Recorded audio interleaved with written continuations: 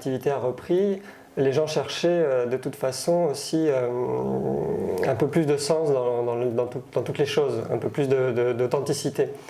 Et le vélo est apparu comme une solution évidente. Et ça fait 40 ans que Vélocité le dit, mais c'est pas toujours évident à entendre pour certains.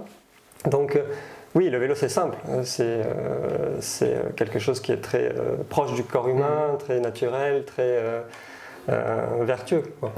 Et donc il y a eu beaucoup de militantisme pendant cette période de confinement pour que, à l'issue de cette période-là, la ville progresse, les aménagements cyclables progressent et qu'on puisse accompagner l'essor qui allait avoir lieu sur le vélo. Parce qu'on savait que le transport en commun allait être très compliqué, allait être beaucoup moins attractif. Le summum, c'était cette attestation qu'il fallait à Paris pour prendre le métro. Ouais. Bon, ben ça, clairement, ça a été rédhibitoire pour un bon nombre de personnes. On n'a pas eu ça à Bordeaux, mais à Paris, c'était comme ça. Et ben, les gens ont dit, bah, attendez, c'est bon, quoi.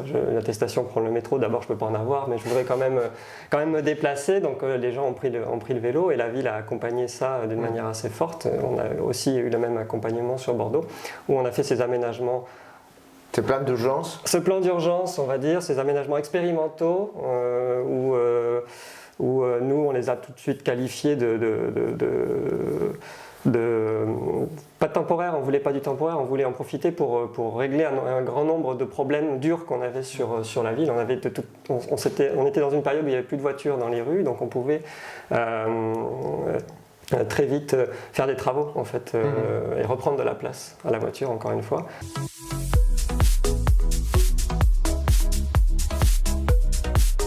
Ce plan d'urgence dans lequel a créé beaucoup d'enthousiasme au début. Et ça passait presque un an, à peu près, ou un an déjà. Oui.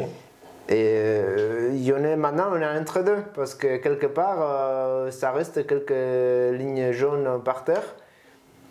Vers où on va en fait? Alors on va vers une large pérennisation, à quelques exceptions près. Sur la métropole, la plupart sont pérennisés, donc il y en a beaucoup qui sont déjà repassés en blanc, des couloirs vélobus notamment. Est-ce que les couloirs vélobus, c'est un aménagement qu'on peut considérer un aménagement cyclable? C'est une question que je me pose. C'est une question compliquée, c'est un outil très intéressant pour enlever la place à la voiture, parce qu'en fait c'est ça on va dire qu'on est contre la voiture, mais l'enjeu c'est quand même un rééquilibrage de l'espace public. Et rééquilibrer l'espace public, ça veut dire qu'il faut réduire l'espace qu'on a laissé à la voiture, c'est-à-dire à peu près 70-80% de l'espace public réservé à la voiture dans les villes, et donc le réduire à 50% maximum à peu près. Donc le gain se ferait pour les transports en commun, pour le vélo, pour la marche. Donc le couloir vélobus, c'est un outil rapide de pouvoir enlever une voie de circulation voiture pour développer les autres usages que sont le vélo et les transports en commun. Après, en fonction de l'axe qui est concerné, on peut par exemple parler des boulevards, mais c'est pas la solution idéale et c'est pas la solution que les gens attendent surtout. Les gens attendent une piste cyclable en site propre qui permette vraiment des déplacements sécurisés avec les enfants. Et les enfants, ils viennent quand même un peu sur les couloirs bus, mais c'est quand même beaucoup moins agréable et surtout avec des fortes fréquences de transport en commun, on commence à avoir un peu de difficultés. Et c'est là qu'on parlait des scooters et motos, c'est vrai que ces aménagements d'urgence pour le vélo, ces plans d'urgence vélo, a bénéficié énormément à les motos et scooters parce que les empreintes, c'est un problème. Oui, là c'est un problème de régulation, un peu de comportement. C'est dommage parce qu'effectivement, aujourd'hui, les deux roues motorisées arrivent à avoir les mêmes avantages que les cyclistes. C'est-à-dire qu'ils se donnent l'accès aux bandes cyclables, aux couloirs bus, au sas vélo aussi. Beaucoup remontent les sens interdits même. Il y en a qui circulent sur les trottoirs aussi. Donc, en ayant ces avantages-là de circulation, ils ont en plus le moteur qui fait le déplacement. Oui. Donc du coup, c'est gagnant-gagnant sur tous les tableaux. On est en train de monter sur Bordeaux, en ville avec énormément de motos et de scooters, qui vont avec une vitesse assez forte et avec un bruit énorme finalement. C'est une grande difficulté et au-delà de la pollution, du bruit, on laisse faire un peu, et on va même, c'est difficile à entendre, mais on va même un peu organiser ça, favoriser un peu l'usage du scooter dans les prochaines actions qui vont apparaître.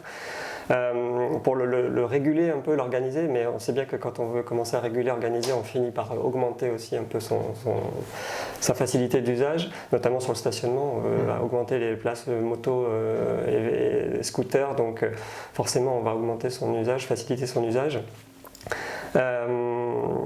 Le gros problème du deux roues motorisé, c'est surtout le public qui utilise ce moyen de transport.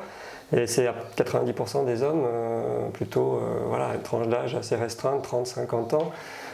Donc si on fait une politique scooter, moto, on fait une politique très très ciblée, très très inégalitaire en fait.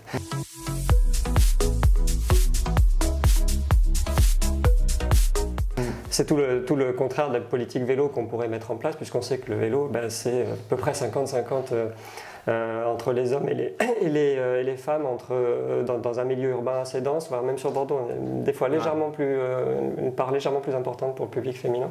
Donc c'est assez intéressant. Et ça demande des aménagements qui soient lisibles et simples. Et c'est tout l'intérêt de mener une démarche plan vélo, mais avec une vision aménagement urbain global au niveau de la métropole, c'est-à-dire une démarche réseau. Comme on a fait le tramway, si on veut attirer un public le plus large possible sur le vélo, et c'est de toute façon la clé pour qu'on arrive à ce changement de comportement. Si on veut que les gens se mettent au vélo ou à la marche, il faut que ce soit facile, rapide, agréable, confortable, sécurisé. Sinon, la voiture va rester plus confortable, plus sécurisée, parce que sur un trajet à faible vitesse, on risque rien. Les autres beaucoup plus, mais nous on risque rien en tant qu'utilisateurs de voiture. C'est sûr. Donc pour que le vélo se développe encore et que maintenant la part modale du vélo elle a atteint un certain niveau, 15% à peu près, mais les objectifs sont alors sur le centre-ville, que les objectifs sont maintenant plus hauts. Le public qu'on va devoir aller chercher pour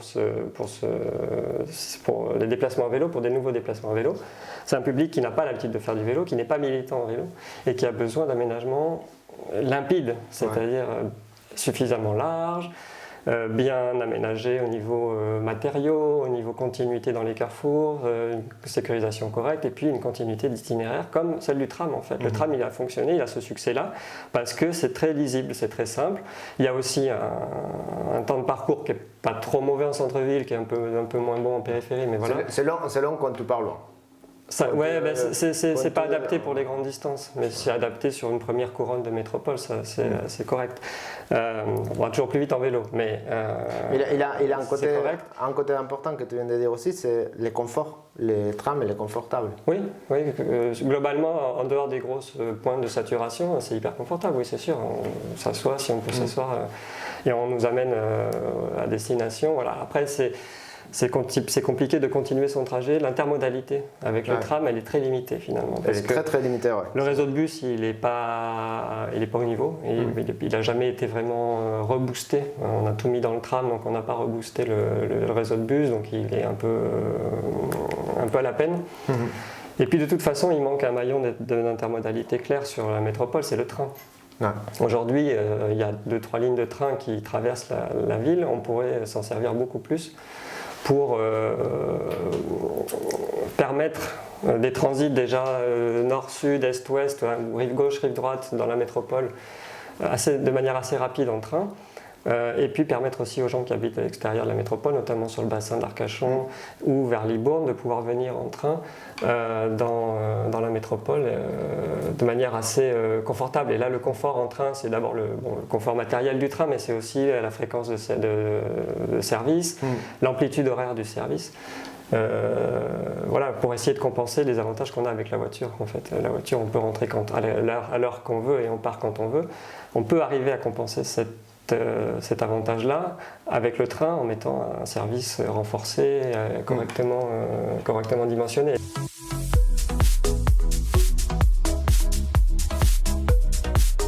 Il y a quelque chose que c'est dans mes réflexions sur le vélo. Souvent, on prend les Pays-Bas comme modèle des réseaux cyclables. Et moi, je fais quelques voyages là-bas pour voir, pour m'asseoir, regarder un petit peu comment ça marche et tout ça. Et j'ai certains doutes sur est-ce que le modèle hollandais ou des Pays-Bas, c'est un modèle qui pourrait marcher sur le territoire bordelais ou pas. Et, entre autres, c'est que c'est super stressant en fait. En fait, j'ai l'impression que les déplacements aux Pays-Bas, et ce n'est pas APC. Je ne sais pas si tu as eu la même sensation, c'est que les vélos ils vont vraiment très très vite. Il me manque ce côté APC de ces aménagements parce que finalement c'est fait pour que les gens vont de façon très efficace à vélo. Oui, ben on a besoin un peu des deux, c'est-à-dire qu'il faut, entre les pôles de vie, périphériques, centraux et divers équipements, grands équipements de transport ou d'équipements publics, et les places dans lesquelles on a une vie urbaine apaisée et les quartiers. Entre tous ces éléments-là, on peut se permettre d'avoir des liaisons plus rapides. C'était le principe des autoroutes, des voies express, c'est ça. Le principe du train aussi, un peu RER, c'est ça. C'est qu'entre deux pôles, on va très vite parce que après, on retrouve un environnement plus apaisé. Il faut qu'on arrive à faire la même chose avec le vélo. Les Pays-Bas et le Danemark ont ces réseaux un peu d'autoroute du vélo, alors que nous on n'a pas voulu appeler comme ça pour ne pas avoir l'analogie routière et motorisée. Véloroute. Ouais, alors il y a les véloroutes, nous on a appelé ça réseau cyclable à haut niveau de service, donc sur la métropole, où le principe c'est d'avoir ces aménagements-là continus entre la périphérie, le centre-ville de Bordeaux et entre les différentes communes de périphérie surtout aussi, parce que c'est très compliqué de se déplacer de périphérie à périphérie. Et ces aménagements-là, il faut les construire, il faut trouver de la place, et c'est des vraies pistes cyclables qui sont dédiées à du transit cyclable plutôt rapide. Oui, on va circuler à 20-25 km/h, maintenant avec les vélos électriques, on y est très vite et on peut même aller un peu plus. Les gens ont de toute façon un temps limité pour faire ces déplacements-là, et donc on va toujours chercher celui qui est pas forcément le plus rapide, mais celui qui a le meilleur compromis entre la rapidité, le confort, la sécurisation. Et si on veut que le vélo se développe sur des distances un petit peu plus longues, toujours pareil, pour prendre un peu de part modale à la voiture et puis essayer de réduire les déplacements motorisés, il faut ce réseau qui permette de circuler d'une manière sécurisée, efficace, donc plutôt rapide entre l'extérieur et l'intérieur, entre les différents points de la ville. Et justement là, dans les modèles hollandais ou des Pays-Bas, j'ai l'impression que la part modale des voitures n'a pas descendu en fait. Il y a énormément de cyclistes, c'est sûr, mais quelque part sont pris la part modale des transports en commun. Oui, c'est Copenhague notamment, une part modale de transport en commun qui est assez faible. En Hollande aussi, j'ai l'impression. Entre interrégions, il a le train qui est très très bien desservi, ça marche très bien entre le périurbain et l'urbain et tout ça. Mais par exemple, les réseaux bus, j'avais l'impression qu'ils n'existaient pas, ou que c'était vraiment pas à l'intérieur de la ville, les transports en commun, elle était assez faible. C'est difficile de toute façon de mener des politiques sur tous les fronts. Donc en France, on a fait le choix, notamment à Bordeaux, du transport en commun. On a mis près de 2 milliards d'euros dedans. On a fait le choix de toute voiture. Alors on avait fait le choix avant, pendant 30 ans, 40 ans, du tout voiture, qui est globalement un échec assez fort, parce qu'on a mis beaucoup d'argent et on a toujours une congestion qui n'en finit pas, et il n'y a pas de solution autrement que de développer les autres transports, les autres modes de transport. Les Pays-Bas et Copenhague avaient fait ce choix de développer le vélo très tôt. On a presque 40 ans de retard sur ces villes-là, sur ces pays-là. Donc là où nous on a tenté de développer les transports en commun, ils ont développé le vélo et ils ont mis l'ingénierie qui va avec. En fait, il y avait déjà l'impulsion politique où les politiques font du vélo et se rendent bien compte des avantages et des itinéraires qu'il faudrait aménager. Et puis il y a une ingénierie cyclable qui s'est développée. Nous on a une très forte ingénierie routière, une très forte ingénierie rail, on va dire, transport en commun, mais une très très faible ingénierie cyclable, c'est-à-dire que faire des pistes cyclables, c'est pas juste de la peinture évidemment, c'est pas sur le bas-côté, c'est pas ce qui reste comme espace, c'est pas interrompu à chaque carrefour, ça demande de la continuité, ça demande de la fluidité en fait, dans les ronds-points. L'exemple justement c'est les ronds-points qu'on parle, les ronds-points à la hollandaise. voilà, c'est justement là, on voit qu'il a une ingénierie de création de ces ronds-points complètement différents à les ronds-points qu'on utilise en France ou en Espagne. Voilà. Clairement, et on peut traverser un rond-point, quand un rond-point aux Pays-Bas est aménagé pour les vélos, et ben c'est hyper fluide. Vous pouvez aller dans les 4 ou 5 directions d'une manière très sécurisée, très fluide. Les automobilistes vous voient et savent faire attention.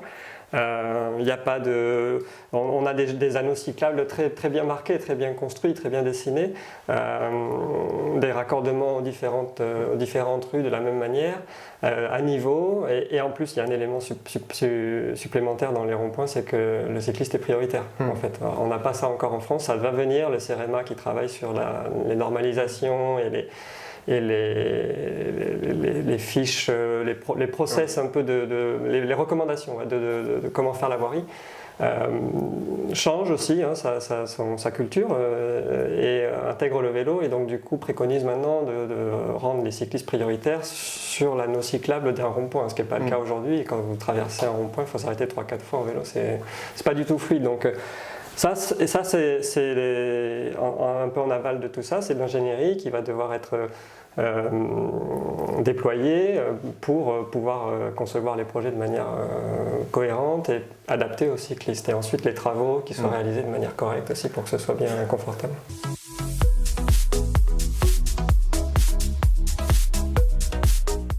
Et quand je suis allé aux Pays-Bas, entre autres, plusieurs fois, mais une des fois que je suis allé justement pour essayer de comprendre et de voir comment ça marchait la mobilité là-bas et tout ça, je posais des questions, et c'est là que je dis le modèle hollandais sur France et sur Bordeaux, c'est un peu compliqué.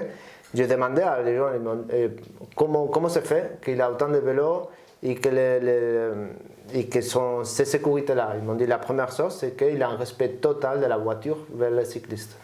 La première raison, c'est parce que presque tous les conducteurs de voitures se déplacent à vélo. Alors il a un respect, il a une connaissance, mais aussi il a le code pénal, que s'il est en voiture et il cause un accident à un cycliste, vraiment il prend cher.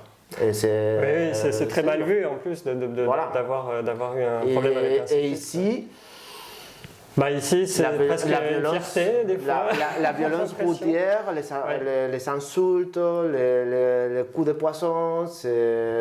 Oui, on voit même des comportements très déviants où les motorisés arrivent à agresser un cycliste, même pas juste physiquement entre personnes, mais avec les véhicules. Donc ça commence à devenir inquiétant, effectivement.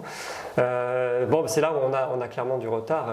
Et autant on a 40 ans de retard sur les aménagements cyclables, on a à peu près le même retard sur le changement culturel. C'est-à-dire qu'effectivement, les cyclistes aujourd'hui paraissent un peu des militants, à qui on donne beaucoup de choses, qu'au final on reste sans avoir beaucoup.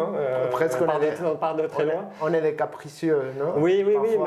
Oui, tout à fait. Et le moindre investissement cyclable est perçu comme quelque chose de trop. Ce changement-là, il prend du temps. On commence à l'avoir un peu dans les grands centres urbains. On parlait de Paris tout à l'heure, ça a été clairement une grande accélération. En un an, on a fait 10 ans de progrès. C'était assez fulgurant. Et puis, ça va même plus loin.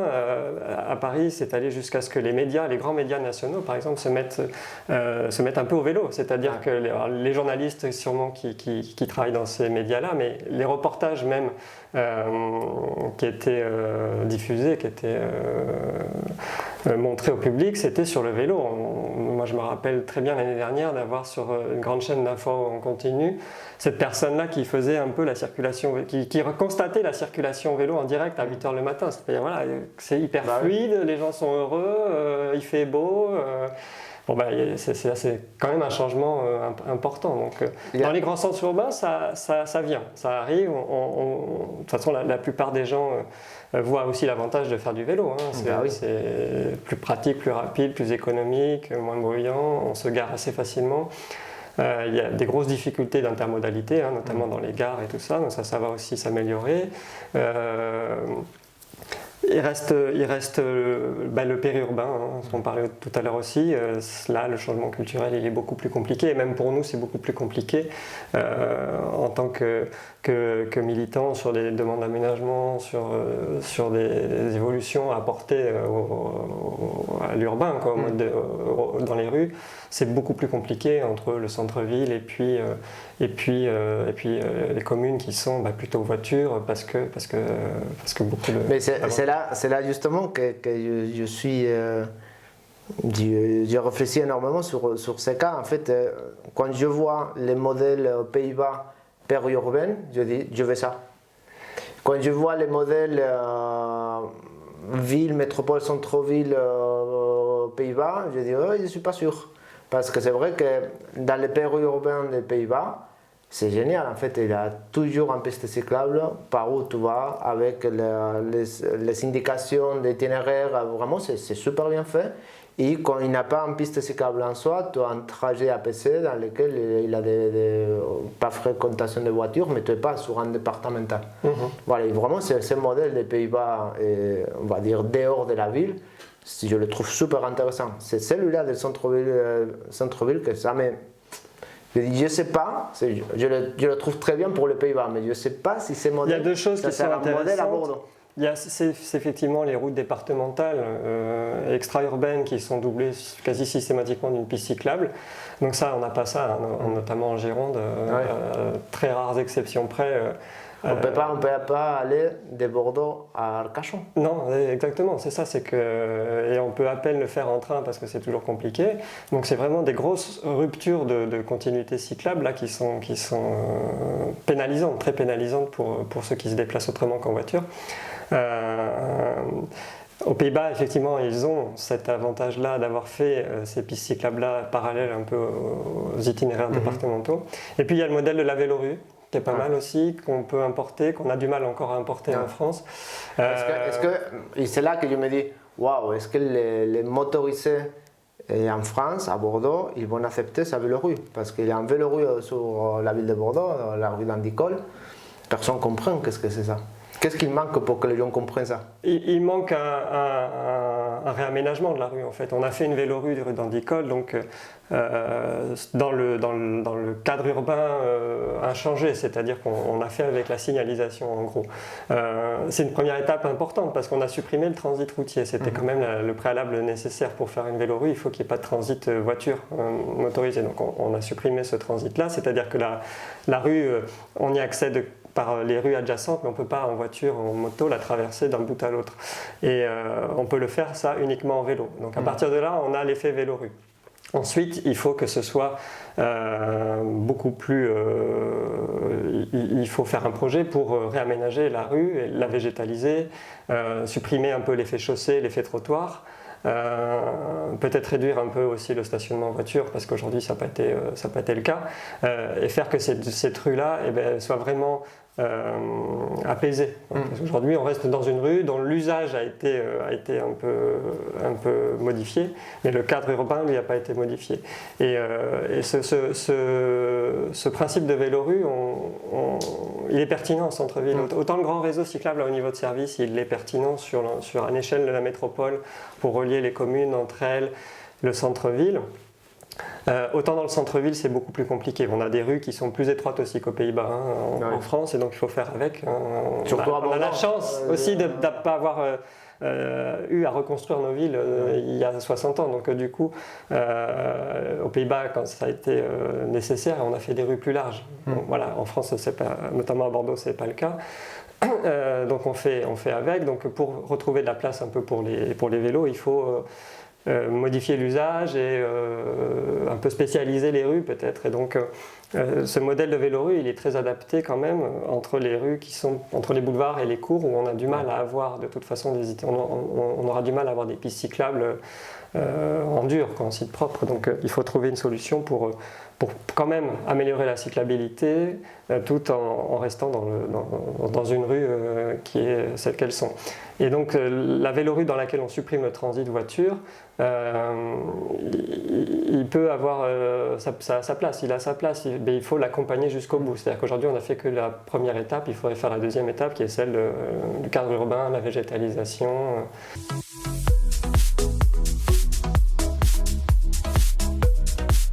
Comment ça marche les aménagements? Qui décide? Qui se met à travailler? Comment on arrive un jour, on ouvre la porte de la maison et on retrouve qu'il y a une piste cyclable devant la porte? Le circuit normal reste celui où les habitants, dans leur quartier, avec leur maire de quartier ou avec leur mairie et leur maire, réclament des aménagements, modifications d'aménagements. Donc ce sont plutôt les maires qui sont demandeurs des aménagements. Alors c'est la métropole qui a la compétence voirie, donc qui va les réaliser. Ils font la demande est faite à la métropole, il y a un cadre de travail qui est établi entre les villes et la métropole. Les études se font. Et puis, tous les différents acteurs de l'aménagement urbain sont consultés. On a la chance, nous, d'en faire partie, du coup, avec l'expérience qu'on a eue et les relations qu'on a pu tisser avec la métropole. Et donc, on est effectivement consulté sur les projets d'aménagement, pas tous, mais une grande partie. On peut donner l'avis des cyclistes, en fait, sur l'aménagement qui est proposé. Parce que c'est très rare dans lequel les projets d'aménagement pour lesquels on se dit on réaménage une rue parce qu'on veut faire quelque chose pour le vélo. C'est très très rare, ça va venir, ça commence à venir, mais c'est très très rare. C'est quand même, souvent c'est quand même, on réaménage la rue, donc on va faire quelque chose pour le vélo, mais on verra bien quoi. Est-ce qu'il peut y avoir oui, ou pas, effectivement. Des fois c'est oublié. Non, mais bon, même encore récemment, on reçoit des projets où il y a des aménagements cyclables, mais on ne prend pas en compte le stationnement des vélos, par exemple. Donc bon, c'est dommage, quoi. Donc là, on fait des remarques sur ces aspects-là, nous. On parle que pour une piste cyclable, c'est 200-300 Non, c'est plus que ça maintenant pour une rue, parce qu'en fait, les 3 premières années, on étudie, les 3 années suivantes, on réalise. Donc ça peut aller jusqu'à 6 ans quand on n'est pas trop pressé. Après, il y a des procédures accélérées pour certains projets. Mais ça, c'est pour les gros aménagements? Non, la plupart, même pour les petits. C'est ça, c'est entre 3 et 6 ans ça veut dire que là, le travail des vélocités, c'est vraiment presque pas travailler sur les pressions sur l'aujourd'hui, c'est vraiment travailler sur qu'est-ce que va être la ville dans 5 ans. L'aménagement urbain, c'est ça effectivement. Sauf quand on travaille dans le cadre, comme on a fait du plan d'urgence, ou sur la signalisation, là on peut aller beaucoup plus vite. On n'a pas ce processus de 3+3 qui s'enclenche, on va beaucoup plus vite.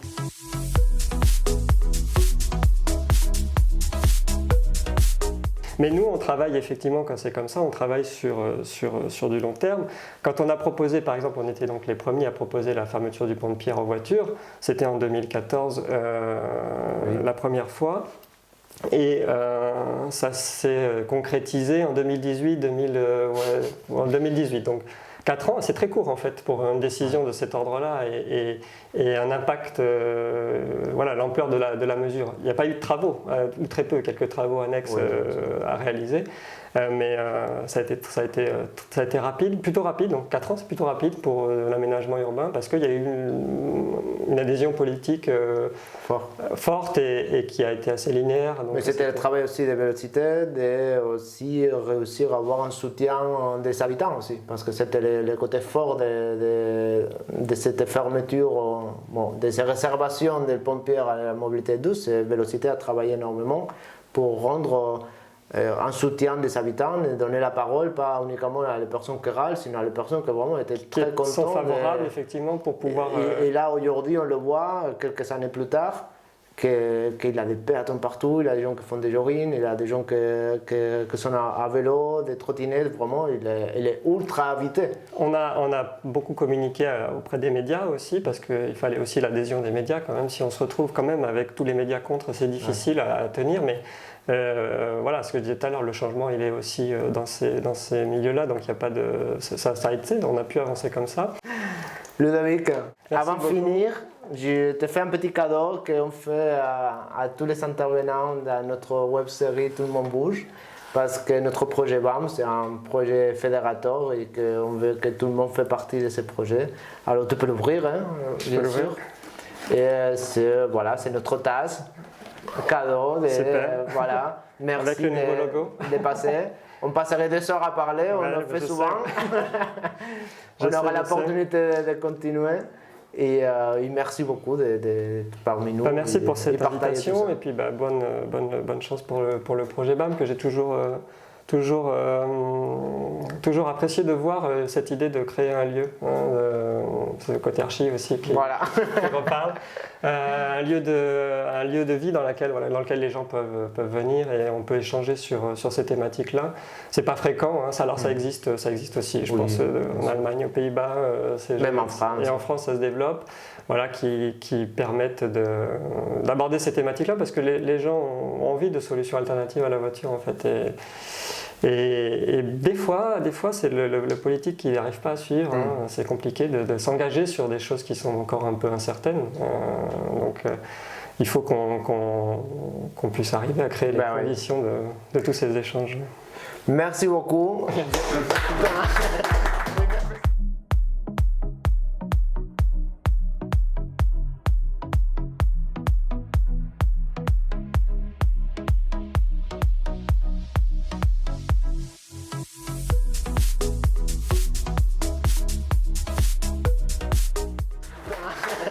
Mi ha segno come a minuto.